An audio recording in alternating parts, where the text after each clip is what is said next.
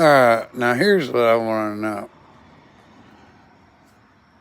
How does an island in the middle of the fucking ocean, Maui, uh, how does it, how do you have a fire in the middle of the ocean and don't put it out? Don't you have pumps and hoses and shit?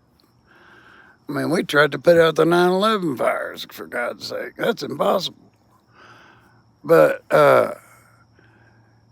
so nature has evacuated, basically, Maui. And, it may not give it back.